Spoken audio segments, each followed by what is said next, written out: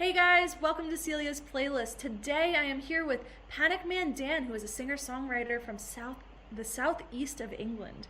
So, Dan, what is the southeast of England? What does that mean? Well, I'm not from there. it's still close enough to London to be to be very urban, but it's just out in the countryside enough to be, green and leafy and hilly. So I live out in a small village, but we can only be 30 or 40 miles from London. Um, I should think so. We're in American terms very, very, very close to the big city. Very close. That's Um, kind of like me in New York. So I'm far enough that I have a backyard, but close enough that I can get there, right, right. without being a problem. I think it's probably the best way to be if you need to stay sane. I agree wholeheartedly. So, Yeah. Dan, tell us a little bit about you and like your background and I guess where Panic Man Dan came from. Panic Man Dan. Shall I start with the name then? Um, Sure. well, I needed to find a name. My name's Dan Austin, as you know, and I needed to find something else because I tried to release stuff as Dan Austin, and there was a producer not far from me who was called Dan Austin, and there is a Danny Austin in the States who's successfully released quite a lot of stuff. He's a country artist, I think. And then the sort of straw that broke the camel's back was when a much younger player got in touch. I had a profile on a platform called Reverb Nation. Do you know Reverb Nation? So I was on Reverb Nation, and this boy got in touch. Fair play to him, it's reasonable enough. Said, can I pay you for your profile name, please? He said, because clearly you haven't been successful enough, sort of thing. It was a bit cheeky. Um, and I sort of said, well, no, I'm going to keep it as it is. But it got me thinking. And my friends, when I was younger, used to uncharitably call me Panic Man Dan behind my back, okay? Because of apparently I would agitate and get anxious about just about everything. It didn't matter what it was. Going down the pub, the next gig, picking up a guitar. So I thought, well, I can probably make use of this. Is there another Panic Man Dan around? And I talked to my wife about it. I said, what do you think about Panic Man Dan? It's got a ring to it. She said, well, yeah, it's certainly got a ring to it. Is that the ring you want? And I thought, well, why not? Panic Man Dan. And it's kind of stuck. So other than that, I started off in my 20s. I'm 52 now. In my 20s, I was playing in bands in the Oxford area, and we were trying to, a particular band, we were very focused on kind of melodic indie, indie rock, I suppose, along the Coldplay type vein, a bit heavier, a bit more like Manson or someone like that. So, and the band, before I joined the band, they'd been really, really trying hard to get signed. And when I joined, they had kind of not run out of energy, but they were getting disillusioned with record companies saying they would turn up and not turning up. And we were going and doing showcase gigs in London and stuff. And to be honest with you, I wasn't too bothered about the getting signed stuff. I was just enjoying the social side of music. I was living it. Oxford has a great small music scene. It has great small venues that lock you in and let you drink until the wee hours of the morning and things like that once you've played. So I had to do something once that I stayed friends with all the members of the band, but they really had had enough. And the way we used to write songs was we used to say, if the song works on acoustic guitars, it's probably going to be a good enough song to put the band to. If we can't Mm. get it to work on an acoustic guitar, it's probably not going to be a good enough song that we want to try and take it forward. So I just ended up going out and playing open mic nights, running an open mic night myself, and just socializing with music. And one of the best things that I did um, was in Oxford that you were able to do when I was living in Oxford then was you could just strap the guitar on your back and you could go walking off to your gig and have a few drinks, play with some other like-minded musos and people that because it's Oxford, people would sort of come and go from the gig, and you just have a great night just socializing with music. Um, so I never really wanted it to stop, but I never got round to really recording us. best I could. I didn't feel anyway. So I toyed with the idea of recording myself as much as possible, got some decent gear, but it wasn't, I'm sure you've heard this many times, it wasn't really until lockdown that I was triggered um, into thinking, right, well, I haven't actually bothered to enlist anybody professional yet. So what I was doing before was recording roughs and just releasing those, basically thinking that I should be good enough at producing and mixing myself, that I should learn how to do that stuff. Um, but what I then started to do was take these roughs to the guy in the studio in Oxford. And the first time I went in was not far from my 50th birthday, because I was treating myself. And I went in and he told me what to do. He knew what to do. I'd sent him the roughs beforehand. And I said, don't I need to do this? Don't I need to do that? You know, I was being classic Panic Man Dan, more panic than Dan or man. And he just got the whole thing sounding better than I could have imagined it was ever going to. So just the acoustic guitar and voice. And I came out of this session just buzzing and so happy, because he was saying, you know, we must do this again, you know, because I do feel that you can sing well, I do feel that you can play, and we can do something with this. And he had taken the whole project to a level that I had never imagined could get to. So we've been there ever since, just recording stuff for the sake of recording stuff, releasing stuff for the sake of releasing stuff, unfortunately with a limited social network because of my day job. Just trying to get the music to do whatever it's going to do. I do apply for sync opportunities and things like that, completely unsuccessfully, I have to say. But even doing that, it's, you know, it's fun and it's interesting. So that, yes, that's kind of where I'm at now, I think. I feel you. I have a couple of, follow-ups to the information that you just have put forward. I guess let's start with the recording, and then I want Yeah. to get into, the limits that you have after that. So Yeah. I feel like one of the barriers that a lot of people have is they feel like they have to do it themselves, and that could be a pro or it could be a con. I So I know agree. that you started doing it yourself and then moved to working with a producer. Hmm. You know, how did that process kind of evolve, and how did that go for you as an artist? Because I know that, it's trusting someone with your vision and your Yeah. ideas. So it was, first of all, one of the friends I was in the band with has always been somebody I've consulted with over whatever I've recorded or anything. And he's great. He's got a great set of ears. He's very honest. So he listened to some of my mixes and said, you know, why don't you go and record them with Nick, who's the producer engineer? And I always ruled it out because of cost. So, and then I thought, no, actually, I deserve this. Now I'm 50. If I don't do it, I'm never going to do it, you know. Um, and he is a very sensitive producer engineer. When I say he told me what to do, he said, this is going to be your headphone mix. Sing it the way you want to sing it. This is the way we're going to set your guitar mics up for now. Anything you don't like will change. And he took away that. So this is what I would say, I think, crucially, to somebody who tries to do it all themselves, is one of these guys who's really good, they simply take that responsibility away from you for having to watch the meters, watch the needles, set up the mixes, and get all that stuff right yourself. But also, he's someone who edits audio and records audio 24, not 24/7, but, 12 hours. It really is 12 hours a day in his case, I'm afraid. And how can I compare with that? How can I match that? He has a technical knowledge. I'm sure you have to have a lot of this technical knowledge as well in your sphere, of things like compression, metering, um, sort of the audio spread, panning, things like that, that I can make a reasonable fist of it. I can do it and get it to sound just fine. It'll still sound like a decent song, but I'm not doing what he's doing. And he does it so quickly, so easily, and in such a focused way. I'm lucky with him.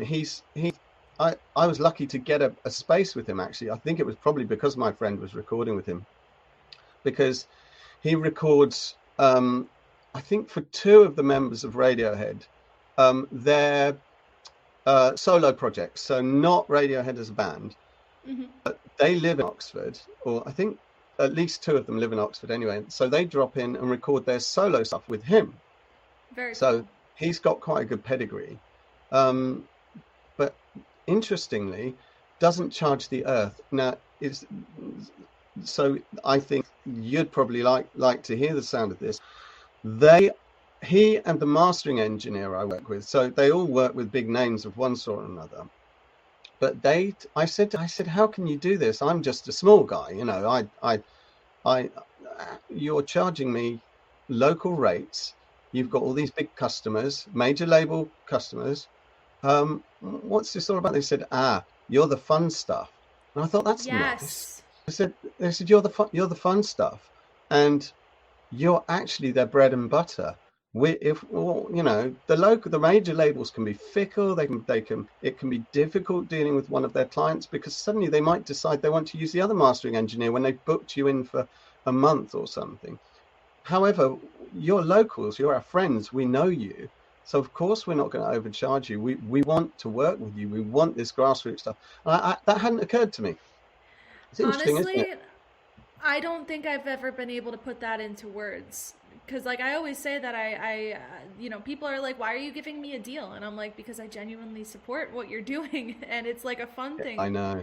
And And I guess that on the musician side, like, I guess that was also not like, because obviously I do photo, video, I have like yeah, my audio set up here, but that's not something that I guess the performers think about, because I can do my big jobs, but sometimes those are the least creative jobs, you know?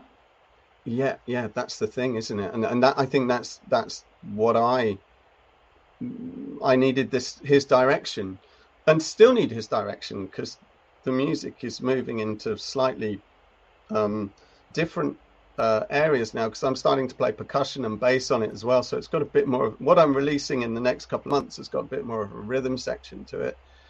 Um, and it's evolving at the moment, which I think is hilarious, because it should have been evolving 20 years ago. Hey, Why it's all about now? timing. It's all about timing. Timing, yeah. What? I wanna pivot real quick, because I wanna make Yeah, sure that we please do. get the next point in, because you do a lot of singer songwriter, acoustic guitar, Mhm. singing, but I know that you have some limitations on actually getting your music out there, and Yeah, this is because you're a teacher, and yeah. I have a few friends in my local scene that are also teachers. I'm not Mm. sure if you're teaching at a school or if you're teaching lessons privately, but what kind of limits does that give you? Because yes, you're making music full time as a musician, but you have your own set of standards that you kind of have to like live within by doing that. Yeah. So the schools, just to put you in the picture from a sort of legal point of view, the schools make you sign to a contract that says you are going to be very careful with what you do online. They don't specify exactly what that is. They specify exactly what that can't be, like strong political opinions, anything explicit, etc., etc., etc. So that's the start of it. And the I did mention to our human resources lady, when I just started working for this school, I said, I do have some social networking sites because I do music stuff. And I said, I'll let you know the links. I'll give you the links. She said, I said, it's, there's nothing outrageous on there. It's really just about releases and information and observational type stuff. And she said that's good, because she said you can be absolutely sure they'll find you. And she left it there, that kind of spooky comment. They will find you. Now I've been working at this school for a year and a half now, and as far as I know, they haven't found me yet. And my friends' kids are at a couple of my friends' kids are at this school, and they know what I do, and they have managed to keep their mouths shut and not tell anybody else, I think. So it's going to break sometime. but I haven't. So the limitations are those. I do have to be careful. I couldn't go on and say too much in a video about a breakup or offer anything too personal. I'm going to have to work out how I work around that a bit more. But so the teacher previous to me at the school was an online preacher, Ah. and I think he was. I mean, I haven't seen his stuff. But I think it was very much very strongly worded. Not nothing extremist or anything like that. He was an African preacher, I think, Mm-hmm. and very proud of what he was doing. But the boys found him, and Mm-hmm. it then became a sort of, it made him a figure of fun, and I think they just kept repeating stuff at him again and again and drove him Mm-hmm. slowly crazy, you know. Um, but at the same time, they drove him slightly crazy, but they did like him. I know they liked him. But the point is, when they told me, oh yeah, we found his stuff out on YouTube, I thought, well, of course, why wouldn't you? And when you're going to do your due diligence on all of your teachers, just in case you find any dirt that you can use, just in case you find anything you can get away with or use as leverage if homework comes in late or something like that. Yeah, it's terrifying. But at the same time, I do teach nice kids, I would say so, but I need to be a bit careful. But it'll come out sometime. Mm-hmm. Sometime somebody's going to surf across it, or one of my friends is going to blab, or I'm going to be playing a gig. I play gigs in the local area, and I've got Panic Man Dan on my guitar, so they're going Uh-huh. to go, right, let's have a look and see if he exists online. So, Mm-hmm. but the milder it is, the milder my content is, and the sort of less frequent, probably the better for me. But the That's schools fair. do say these things. I mean, that's something that like I feel like people have to take into consideration because I feel like when people figure out like, and this is probably not your route, but because you're working in like a school system versus like Yeah, doing yeah, private lessons or something, a lot of people turn to lessons as the I want to do music full time solution, which is slightly different, but I yeah, don't think they think about that part of it when they are thinking about, oh, I'm going to start doing lessons because yeah, you're now getting into the educational areas, and where are most of the educational learners? It's mostly kids, it's mostly young people, and like obviously there's people of all ages that want to learn instruments. Like, I'm probably going to pick up keys again at some yeah. point, but Do it, do it. I have to get a keyboard first. Treat yourself to um, a Hammond organ. Treat yourself to a Hammond. They're amazing. maybe, and we'll have to talk. But Yeah, it has its own set of rules, and it's yeah, how do I put myself out there while not being able to fully put myself out there. So I'm yeah, always interested to hear like the background of how that works for everyone, and yeah, share that because people think all the time, oh, I'll just start teaching guitar lessons or something. yeah. So fortunately I teach English as an additional language, so it's a Mm-hmm. complete departure from the music stuff. Mostly to a mostly very well mannered group of Asian students, um, who are they're quite compliant. Mm-hmm. They're lovely. So I don't think I'd have too many problems there. But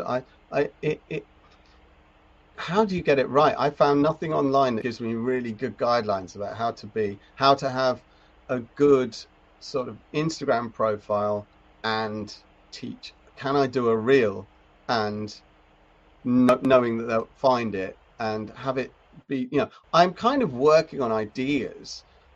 So if I was talking about the quality of a product, or talking about maybe how to write a particular type of song, if I felt that was useful, or just talking about logic or different settings I was using, I suppose that would be within the realms of reason. But I certainly wouldn't want to be getting into spats with, not that I would anyway, really, but with other people on Instagram. See the tear ups that people get into online, and I just think, oh no, this stuff's there forever. That's fair. It could be a future employer looking at it. It's That's very the true. thing. Um, Yeah, it's like it's a hard spot because like it's one of those things where like do you just make a profile that's private? Do you do something educational? But is education really what you want to be doing? There's a lot of questions to be asked, and like, things that you have to think about. So I appreciate you giving us a little bit of insight into I Yeah. guess your world of that, because that's something you probably deal with on the daily. And I also look with envy at the younger generation of musicians and how they just automatically utilize these tools to get these huge numbers of streams and likes and hits, and it really is incredible. But it's automatic to them, isn't it? It's almost like the YouTube and the and the Spotify comes first, and then that once that's established, they develop and develop and develop as musicians get better and better and better and better. Um, but they are able to create very audience friendly material very easily. But one of the good things about the music scene now, I mean, even though it's saturated, Spotify is saturated, isn't it? Let's be honest, there is so much stuff. Um, and it's difficult to try and get anything to swim its way through there. Um, but we've got a situation where what kids seem to want more from artists, which was never the case when I was growing up. They want honest content, don't they? So I see all these great artists like Larkin Poe, or I think even Bonnie Raitt and people like that. Just them and a mobile phone, Yep. releasing a little jam or a little something. And in the old days when I first saw that stuff, I thought, why do they do that? That doesn't sound professional enough. And now it makes sense to me because they're releasing something that's, I mean, for want of a better word, sort of organic, isn't it? Yep. It's real. It's a moment in their lives, and that's what people really connect with nowadays. I mean, look at Taylor Swift. She's doing that kind of stuff all the time, Hmm. and I suppose she was doing that from very early on as well. And it's sometimes it's just her at a party or something like that, but the fans just absolutely lap it up. I suppose they've got to be careful though, haven't they, not to release anything that Hmm. might be a new song idea or something that somebody else could fly off with. So there must be a lot of thought going into that real stuff. There is a lot of That thought look that with those type of things, definitely. And also like has to be, doesn't it? also with like I actually had a stalker situation, believe it or not. Someone came and slashed my tires because like also letting people know where you are, or like what types of details that you do or don't Yeah, release about yeah. yourself. So So like when it gets to that point of like getting through an audience threshold, but also just internet safety, you have to keep that part in mind as well. So I've got this dilemma right now. I've got a gig Hmm. next week, okay, with a promoter who I really like, who called me up again recently. Hmm. So I'm just going to stand up there with an acoustic guitar, do an opening set, but I'm already procrastinating about who to let know about this and how to announce it. Hmm. Someone will be in my house looking after the dogs and things like that. I have a family member coming over, but it's exactly what you're saying. That situation that you're in is absolutely terrifying. I mean, Yeah. somebody slashes your tires. I mean, what? How do you? I mean, that's an awful thing to have on your mind. Yeah, Um, I didn't realize how much it was still bothering me because now at the time of filming, this is February and that happened in September. Someone yeah, brought up a situation yesterday, and I didn't realize like how much anxiety still stays with you from that. And yeah, going through these different kinds of situations, as well as like pushing myself to limits over time, has allowed me to get to a point where like this is why I coach, this is why I consult, because people yeah, are yeah, going through all of these different struggles all the time. Like even with what you're saying of like having your own set of limits, like how do I work around the limits?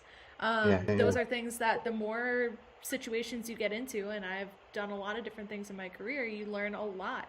Which actually leads me to the final question I'm going to ask you today, because Oh, we this is great stuff that we're getting into. Like I might have to have you back down the line because like I would love you're a to. great speaker. You're a great This is speaker. fun. This is Yeah. fun.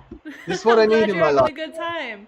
It's I I love know. having these kind of conversations, but I guess the question I'm going to ask is one that I've been asking everyone. If you had someone come up to you, and this blanket statement, however you want to take it, and they come up to you and they ask you, what is your piece of advice for me to start? Whether it's music, whether it's producing, whether it's performing, however you want to take it. What is your piece of advice?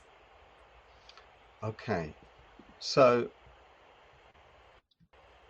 with songwriting, Hmm. can I choose songwriting? Is that all right? Yeah, go for it. So, so, I'm however you want to answer it. so the main one of the things I notice with songwriters who do the same kind of thing as me, they do singer-songwriter uh, music. Um, they try and do the whole thing Hmm. when they're playing the guitar. They try and do everything.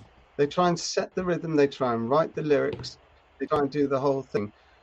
And what they're asking themselves to do is to be incredibly resourceful beyond anything I could be, because what you're doing is you're essentially being a drum kit, you're beating out a rhythm on your guitar.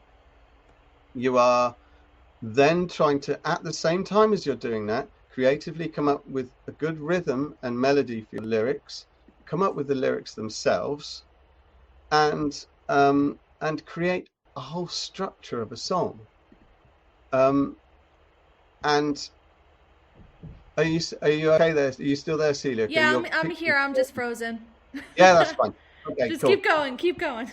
So if there's anything I would say has helped me write better songs, it has been to come up with that initial idea, and then I break it right down. I make sure that what from that point on, if I've got a chord sequence or something like that, that goes into a recording, and I don't touch the guitar again until that song or the main idea of that song is written. Because all I want to do is sing over the top of it. And if I sing over the top of it, I'm much more likely to come up with an interesting rhythm to what I'm singing, or an interesting melody to what I'm singing. And I can play with the melody and the rhythm because because it's already recorded, and I can just do it over the top.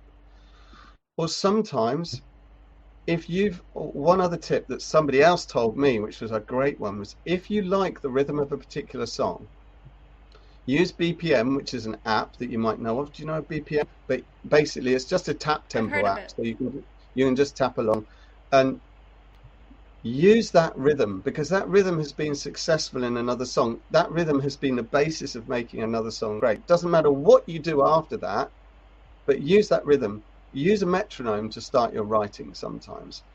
BPM Just counter, use that. right? Sorry? Like this?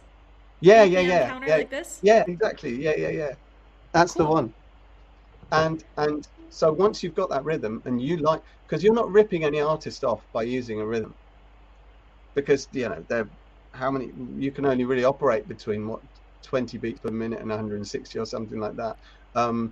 So I find the metronome is a brilliant writing tool because it's just beating out that simple rhythm, and I can scat over it, and I can kind of make little melodies over it and things like that. So I would say to singer-songwriters, stop doing everything at once on the guitar. That's why you get frustrated and you throw the thing down, is because get your chord sequence, get your idea, record that, and then do the rest of the stuff with your voice and your lyric writing, and that's when it gets to be really fun, and you've got a greater chance of coming up with some, you know, um, modicum of originality in there, um, because half of it's already done for you. But it amazes me when people can write the whole song on a guitar and things, but I think they probably completely waste themselves in the process. Oh, I can't do that again. That's killed me. Dan, I love that advice because, like, if I was ever gonna sit down and write something, I don't know how I would even start writing something. So I like the idea of, like, being able to tap it out on the BPM thing and, like, Yeah, let steal a yourself rhythm, develop. steal a rhythm, but you're not stealing. That's funny. So Dan, I know you have limited places that people can actually find you, but where can they, follow along the journey? So I am on Facebook.com. I probably need to send you the link, don't I?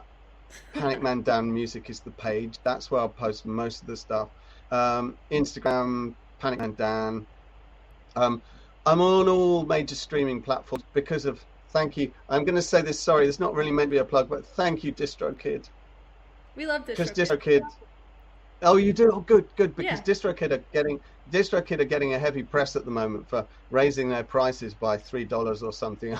So, I but mean, like, I I'm understand, but like, DistroKid also is a very like useful tool for anyone that doesn't know what DistroKid is, because it allows you yeah, to get your music out there on different platforms, whether I it is know. a original piece or the cover musicians that I work with have been able to use that, and they get the And they clearances use for you. DistroKid, do they? But Mm-hmm. I heard another interesting thing about DistroKid from watching YouTube about various different platforms. Mm-hmm. I can't really verify this, but it said that DistroKid compared to some other platforms Mm-hmm. is A, hugely efficient at getting the stuff out onto the other streaming platforms, but that some of the other distributors, they don't pay out in the same way that DistroKid do. People have had Interesting. problems getting people have problems getting their quarterly payments and things like that. Hmm. Now, I can't be dealing with that. I need to be with the one who's supposed to be the most reliable. And DistroKid. I'm sure some of the other ones, the other distributors, have got more bells and whistles and probably look nicer. The DistroKid platform is very basic looking, isn't it? You know, I don't mind basic. I I'm totally a get that. 52-year-old technophobe. Well, hey, maybe someone in the comments will be able to tell us more about other things in the future. But Dan, Yeah, I really appreciate you sitting down with me today. We had a lot of interesting things that we were able to get into, and you have such I cool agree. stories. So thank you so much for joining me. And I'm following your stories as well. Thank you so Oh, much, thank Celia. you. It's been And lovely to finally. oh yeah, I'm so glad we got to hang out. So thank you so Yeah, much. yeah, yeah. After all those chats and me bugging you on Instagram messages and stuff, you now know that I'm not a complete weirdo or psycho or whatever, in light of what you told me. I mean, I didn't think that you were. I didn't think that you were. But I want to thank you one more time, and I want to Yeah. thank everyone for watching today. And I will be here with the next interview. So, bye, guys. Thanks, Thanks for Celia. joining us.